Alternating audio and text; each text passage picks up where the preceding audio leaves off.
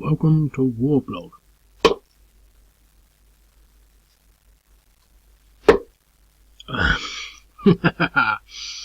Sorry about that. I've just had another Microsoft update, and I'm just wondering whether it's recording or not. Who knows? I did check my audio levels. I had to put it back from 100 to 80 because the Microsoft update puts the Windows volume up. Didn't check this one actually, and I checked the what's it thing. It's sort of a proprietary bit of software for this stupid laptop that has 4 settings depending on whether or not you want to sort of wonder why your microphone doesn't work for several weeks. It's one of the settings. You can use your single mic jack for nothing at all, for a microphone, for speakers, or for a headset which has both. So that's fun, and Microsoft resets that as well for some reason. But 1 minute, let me just do something. Yes, so what I've done is I didn't check the volumes. I suppose I could, but anyway, I just updated this thumbnail. I sort of like to keep the thumbnail up to date. It sort of frustrates me when I get loads of coming soon ones, so I'm trying to sort of do them as quickly as possible. But the thing about this, and note there's the print game option, how great that is. It's come from this, which I've shown before a few times. How do I do this? What is going on? Right. So, basically this all comes down to the other main rebel movement, the Eritrean Peoples Liberation Front, meanwhile has captured the Red Sea port of Massawa, isolating more than 100,000 government troops in an enclave that can only be supplied by air. I haven't read much further than that. I think it starts talking about UN things and why won't it go over this way? Oh, because there's only 2 columns left. Yeah, so here it sort of just starts talking about, you know, whatever.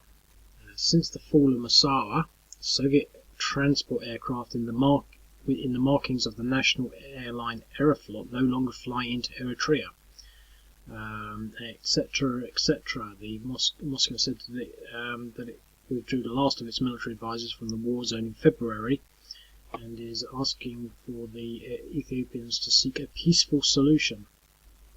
Obviously the Ethiopians can't afford any more arms from Russia,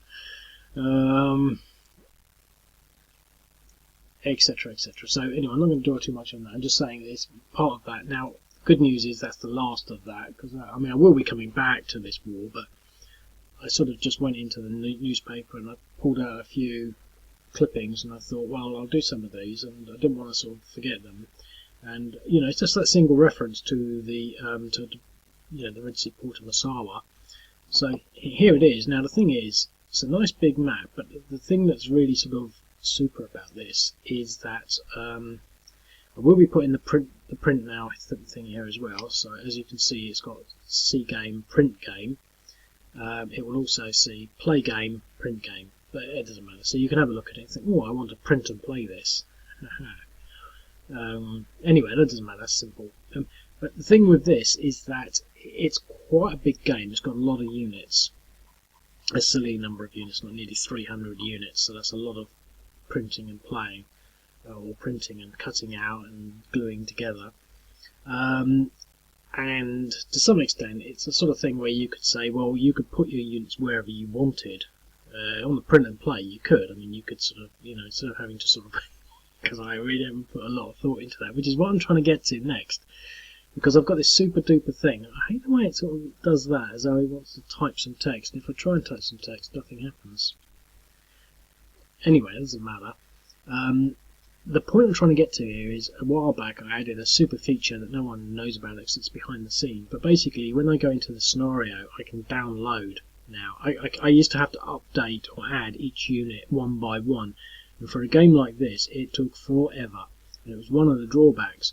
Now I've just done this. It wasn't quick, but it wasn't sort of painfully slow. It probably took me about 20 minutes to half an hour to create all these units. And basically all I've done is, you can sort of almost see, I plonked them fairly methodically. I mean, I could fine-tune things, but I'm sort of quite happy with this almost random layout. But I just primed it with the basic units, and then I downloaded it into a CSV spreadsheet, and then I just duplicated, just cut and paste, and then cut and paste like nearly 100 infantry units for the Eritrean Peoples Liberation Front, and then I just went through and adjusted their position. So this is like 0Q, and then I put these ones as 0S. I went down here 0U. They've got quite a few reinforcements coming in. And I did the whole thing with, everything. I just did it in a spreadsheet, and then I uploaded it, and it was just so amazing that it actually works. I didn't have to. I was thinking I was going to come out pear-shaped or something. But anyway, so that's that. I mean, obviously, I don't really know where they were, and there's always scope for fine-tuning that. But I think it's an interesting epic. And obviously, I don't know exactly where things are. If you read all the intelligence that I have had to base this on, I mean, this whole thing, and this is what I like.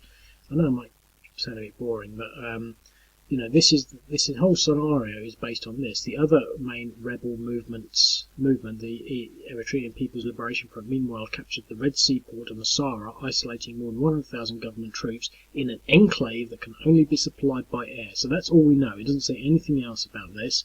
There's no other reference. There's no other information, and so I don't know. Where's this enclave? And I sort of thought, well, maybe it's that there. I did accentuate that, but it sort of wasn't really an accentuation. It's quite a difficult thing. The only real other choice I had was to leave that as desert. It would have been less of a sort of a blob, but maybe better. I sort of thought, well, I'll leave that as a desert or sea. What difference will it make? Well, maybe that's the enclave, but I've no idea where the enclave is, and it doesn't seem to me to be only accessible by air, because it looks like there's a lot of coast. But maybe it's not, the port, to be supplied, they need to be supplied by ports. There is an airport just up here, but it's off map, and maybe the scale's off. Maybe the place where these 100,000 units or 100,000 men is somewhere else. Maybe it's sort of an enclave like that, against the sea, or maybe it's an internal enclave. Maybe it's just a sort of a front down here. But so we don't know where that is. And it could be this part. They could be pushed through Massawa, and they could hold on to this is the enclave. They could all be on these 4 hexes. You can't even get across there. And that's interesting. I haven't finished that yet. Let me go and do that. 1 second. So what I just did is adjust some roads. Yeah, so I've adjusted these roads. So I might have to rethink a bit of this, because there might be some bridges there. I've removed the map. So anyway, but the thing here is that road goes straight across the sea, so it's like a causeway, and there are rules for that. This is only the second time that I've applied this sort of feature on a map in earnest, and fingers crossed it actually works. When I say fingers crossed, odd things like when you put your units there, then you can sort of move them into the sea, or you can move from there into there, which shouldn't happen. Now, I'm pretty sure I've got it down to a T, but because they sort of get developed and then I forget about them, it's exactly the sort of thing that's probably still got a few bugs to it. But I can't say it does have some bugs. I'm saying it's the sort of thing that could do. And I always use them with trepidation, because I sort of think, well, will it work? But anyway, so we'll find out. That's if the whoever they are, the Eritrean Peoples Liberation Front, EPLF, ever get to Massawa. So it's interesting, and obviously you've got to define your strategy. And I think, well, how would you define your strategy? So I'm going to go into play mode on something like this. I mean, the problem I've got here a bit is that the map is just sort of like it's too big for this little laptop screen. I would maybe reduce my screen size, but I don't want to, and I don't like scrolling. I don't like maps that have to scroll. I mean, I think this is about tolerable, but some of these games where you sort of zoom in and zoom out, like Western Europe, and all you can see is this, you can't understand the strategy. So here we can almost say we've got a northern theatre and a southern theatre divided by that road. So we can always orientate on that road. But I think what I'm sort of trying to get to is what sort of strategy could you have? So we could just drive straight through here and leave it like that, and really just hold this as sort of blocking forces like that. The sort of, well, the main driving force will go along this road into Eritrea, and these ones can just sort of push and keep a resistance here, making, taking advantage of any sort of weaknesses or opportunities. Or alternatively, we could sort of say, okay, well, we're going to push and separate. The way I see it, this could be two, and this would be mirrored. So you're going to push, and then you separate and isolate all of this, whatever we got in here, isolating all of that away from the main bulk, and then sort of encircling Massawa, as opposed to, and I hope I can remember my train of thought here, driving through here towards that and driving all of this towards it as well, and converging everything, and everything that gets sort of stuck is either there or not. Alternatively, we could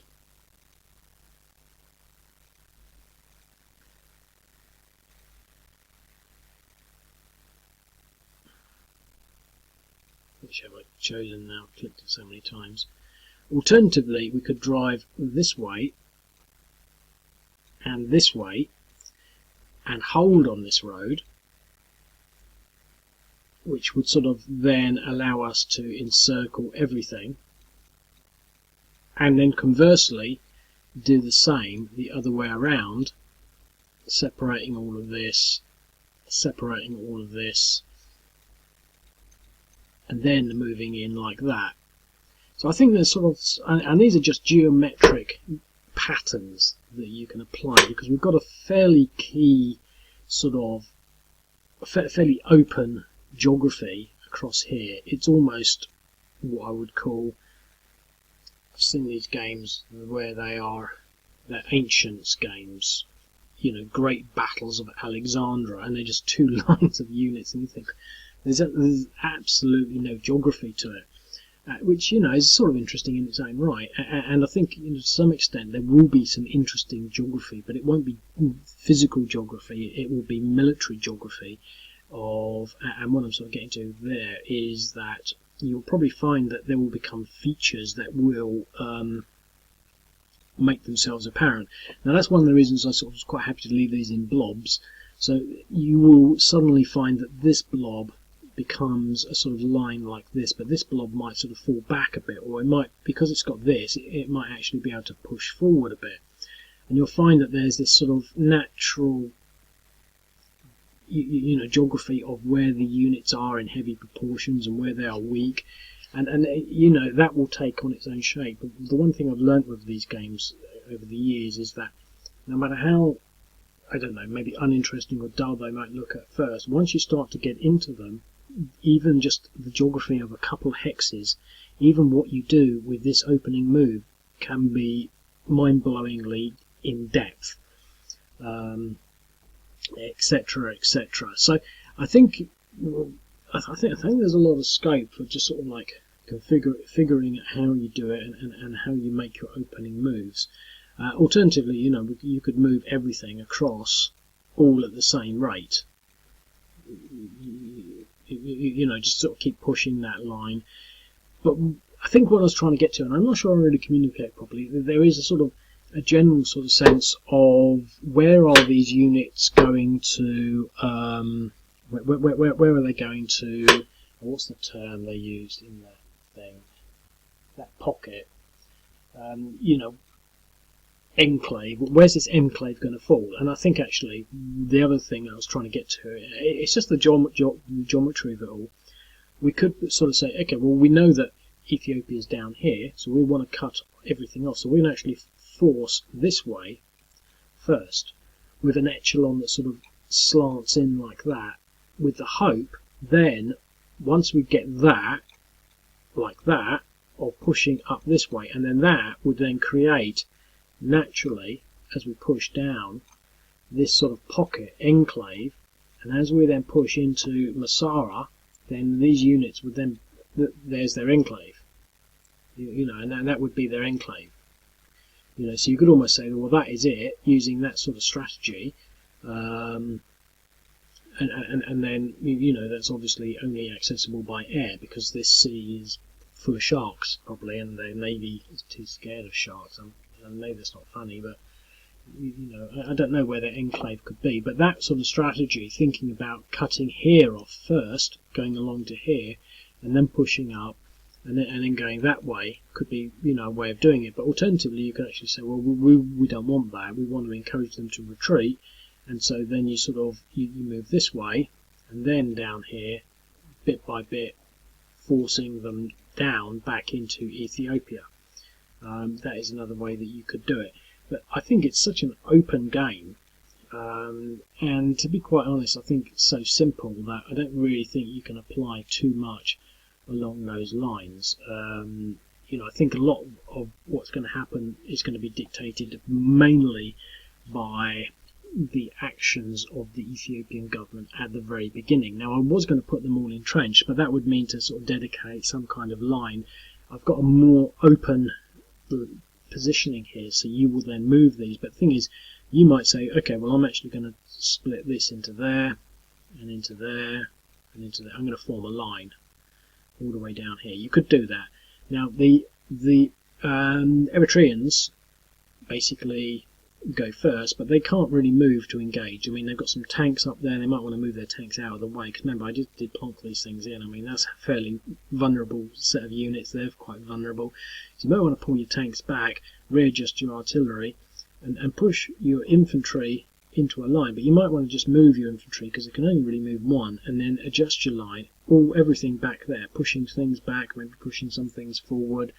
But the thing is, what you do on your first move is not going to be able to, you're not being able to engage and destroy stacks. You're not going to be able to say, right, I'm going to take this stack out, I'm going to take this stack out, and isolate this one and that. Well, you can't do it because you haven't got the movement. They're all infantry. Everything under these is pretty much infantry. And then the Ethiopian player will then be able to react. Now, they might choose to proactively attack because there's not that much in these stacks. A lot of what comes on is in reinforcements over the next 7 turns. However, I would sort of thought that what they might want to do is to actually fall back, because they've pretty much both got infantry. Now, they do have some faster moving items, and they could regroup those and reorientate those for attack forces to create punches and breakthroughs and pocket certain weak elements. Generally speaking, they can probably retreat as quickly as they can advance. And you might say, well, I'm actually going to do that, and at the same time looking for opportunities to do little counterattacks to take units out, and to just sort of actually play a defined and very reasonable, defensive strategy, falling back on the grounds that you will be a lot stronger once you get back to something like that, where you can sort of concentrate all your forces, etc. And this pull-on will probably be a little different, because there'll probably be somewhere where they have not advanced as far, or where they've become a little weaker, and in the proceeds of those turns, 1, 2, 3, 4, 5, 6, 7, 8, 9, 10 turns, where they would have all the reinforcements on by then, something would have changed. And you could sort of say, well, we're not going to make any strategic decisions for 10 turns, and then once we've got that, we'll see what it looks like. For example, one thing that could be a big determiner, a big sort of factor on how all this works, is the fact that the Ethiopians have air power. They have quite a lot of it. They've got 6 units. Now, the Eritreans have an advantage in artillery, and because they have artillery and rockets, and they've got a lot more of the special things, a lot more armour, a lot more mechanized. They haven't got a lot more, but they have an edge on the artillery and rockets. but the Ethiopians have the air power.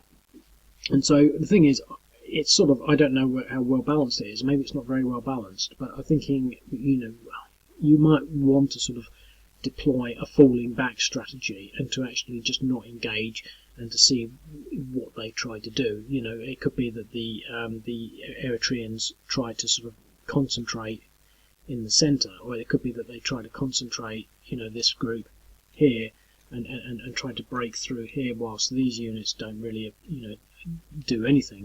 Whichever sort of echelons it takes, you would then be responding to, etc., etc. So I think it's got a lot of play in the sort of, the scope and variety of options that you could choose, both at the beginning and the middle and the end on both sides. I'm not really going to play it now because it's going to be too long. Even if I started to move the first turn, I think the beauty of this game is that you would sort of have to think things through and almost play at your own rate, but to sort of come up with, well, a sort of strategy of this is what I'm going to do.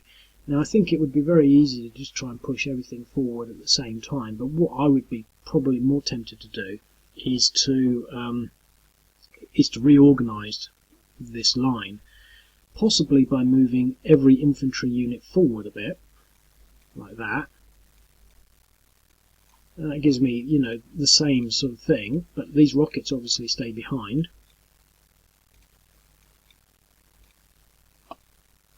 Push it falling back with my mechanised units, because I don't want to commit them yet. And I'm going to distribute the armour a little like that. And then just produce this straight line.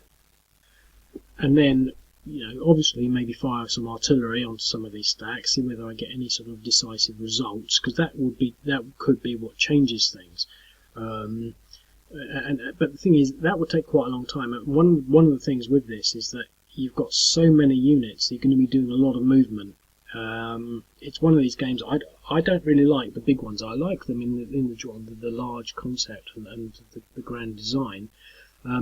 But when you play them, you find that, okay, well, I'm going to do this, and you devise a sort of strategy, and you might well even forget your strategy because it takes like 20 minutes to move all your units. So this would be a sort of, a game that you'd have to understand. It's going to take a long time, and it's not sort of something that you can readily start again and use a different strategy. So you've got to be very clear about what your strategy is, if you've got one. As I said, I would be more inclined for my first move to reorganise them to make sure I haven't got anything vulnerable on the front line, and then maybe to see what they do. They could, as I said, if I was playing the Ethiopians, I would be falling back, but that's not what's happening. I could be saying, oh, I'm going to play the Ethiopians, well, I'm going to play a very heavily defensive role, and what I'm going to do as Ethiopians is to form an equal line, and I'm going to bring my artillery up. So there's one thing we haven't really looked at is where the artillery is. So we've got 3 lots of artillery there, we've got 1 there, 3 there, and is there any other artillery?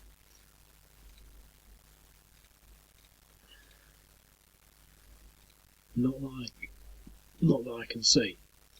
But I might be sort of more focused on getting that, and one thing that might be tempting is to bring them all up along this road where they'll move faster. So these units might move up here, and to really create, a real hard head here from which we could then start firing our artillery out, and then manoeuvring our armour, because we've got some armour. So we've got armoured elements there, we've got mechanised there, we've got mechanised there. I don't think they've got a lot of armour. I think they've got some somewhere else. But it looks like they've only got 2 armoured units, and they're pretty tough, but the Ethiopian units are generally weaker than the Eritreans through and through by a factor of 1 in general. But that would, using the benefits of the road, we can get this artillery up a little faster and create sort of, a a sort of zone of death with the artillery, just hitting, big stacks like that, or if it was to become like this, this sort of stack here.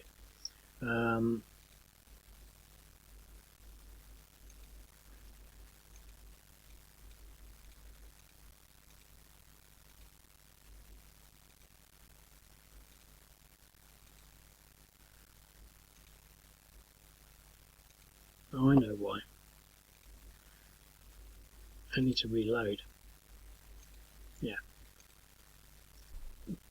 Because they'd all moved. So that's quite a big stack. That's not as big. So I might, see if I can get my artillery in range of that from here. Probably not, but maybe, if I can move it a bit closer, or an equivocal stack here, and just really start weakening that. And as the Ethiopians maybe have an offensive strategy, because the Ethiopians don't know they're going to lose, and we don't know that they are.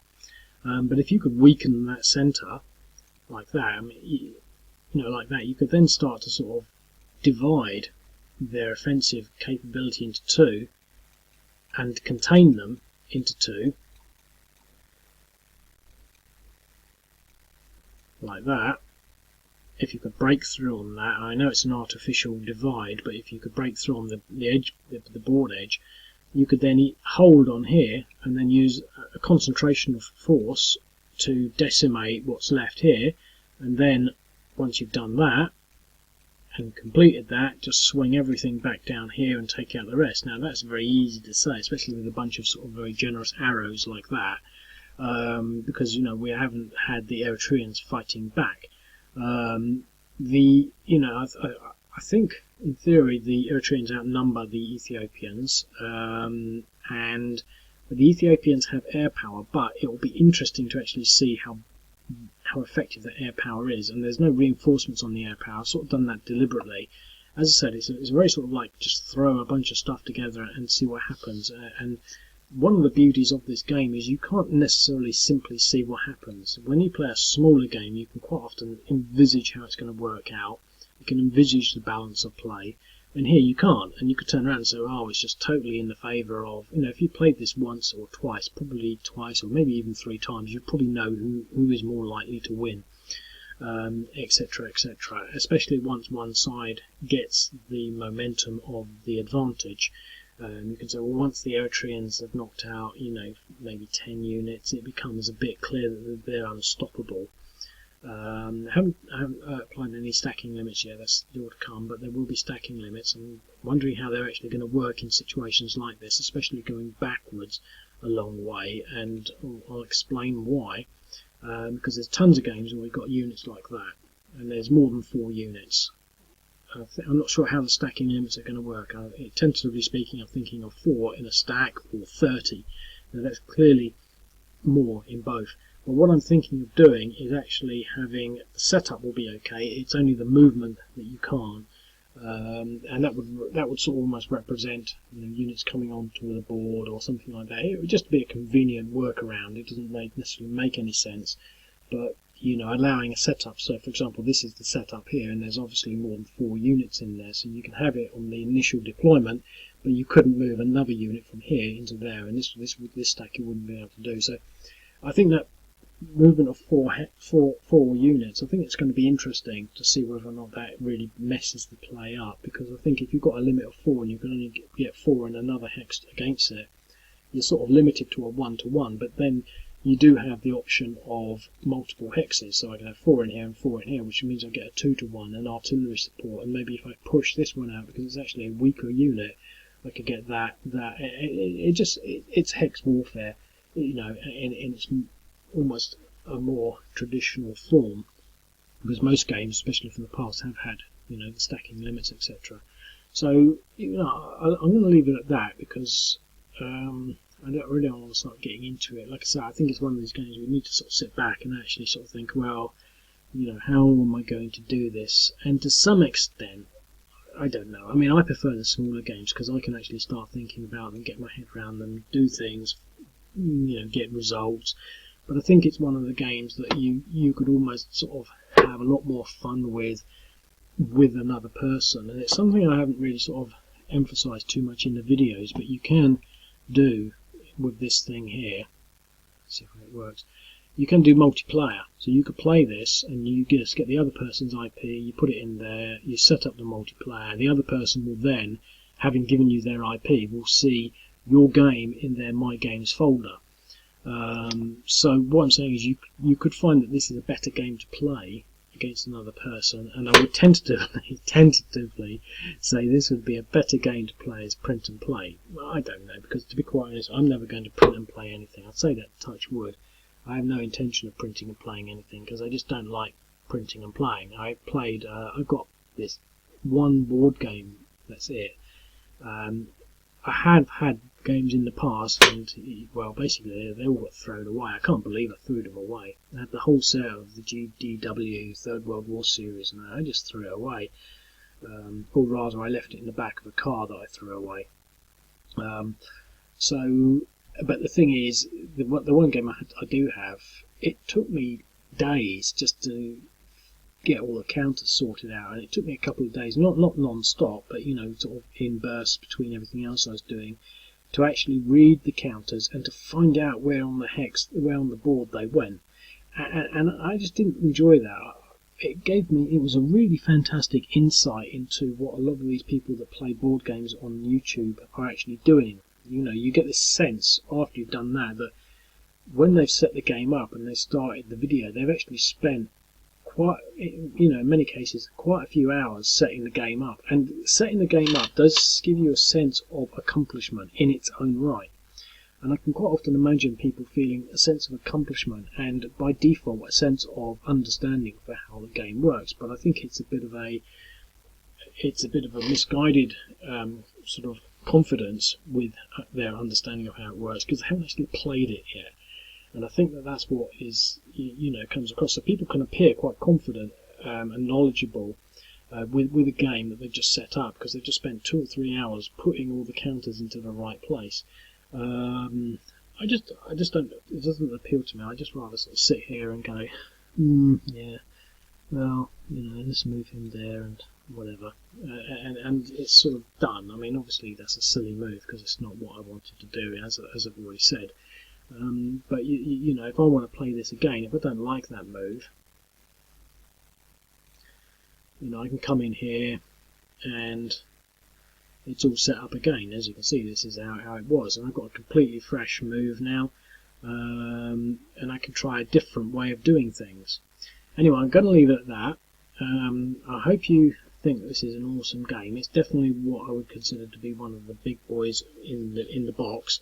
But as I said, I would never really focus on playing this. Really, it's more sort of, it's quite interesting. I mean, this for me is far more interesting because it's not got that many counters on either side. Look, 1, 2, 3, 4, 5, 6, 7, 8, 9, 10, 11, 12, 13, 14 versus 1, 2, 3, 4, 5, 6, 7, 8, 9, 10, 11, 12, 13, 14, 15, 16, 17, 18, 19, 20, 21 versus 14. So it's not quite 2 to 1. It's more like 3 to 2.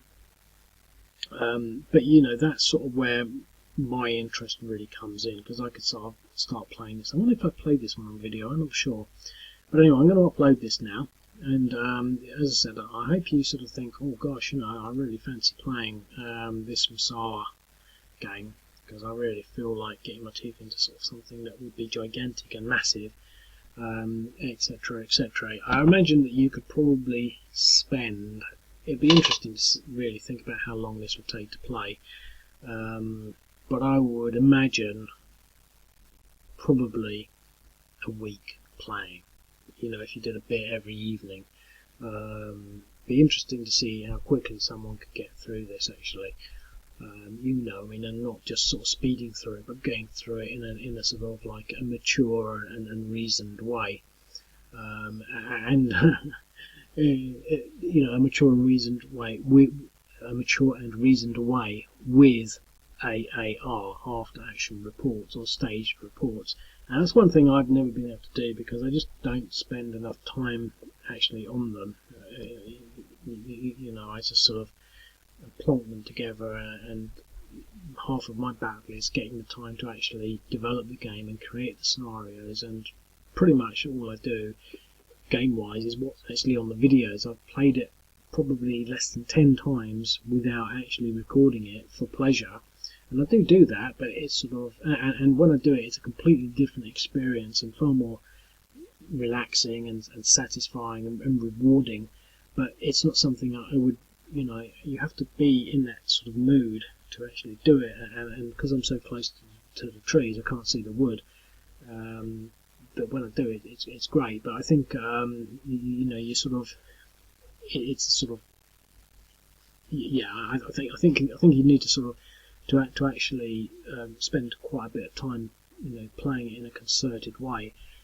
But if you had that and you went through and you did a screenshot of every turn and it went through for 20 turns, and with each screenshot you did a sort of a description of actually what happened, and sort of maybe some sort of squiggly lines or some annotations or even some extra screenshots of the principal battles and the results of the principal battles, you can make quite an interesting storyline.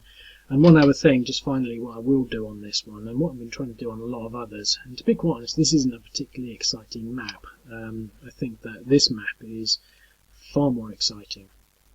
And you can see I have actually played this game, just because it's got the scrub, the desert, the hills, the scrub, the roads.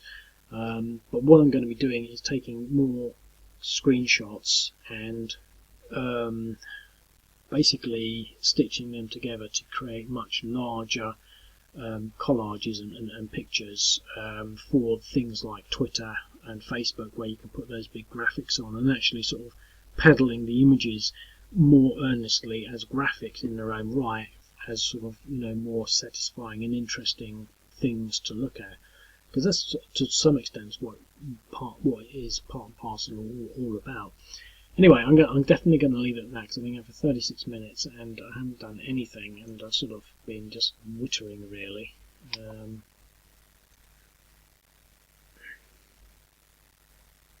Yep. Okay, and my next game won't be on the Eritrean Civil War. I'm pretty sure I'm behind on the real world, actually. I'm pretty sure if I go to the South Frontier, there's quite a few scenarios that I've just completely missed, so I'll be focusing probably a little bit back on that, and etc. etc. So I'll speak to you later. Cheerio.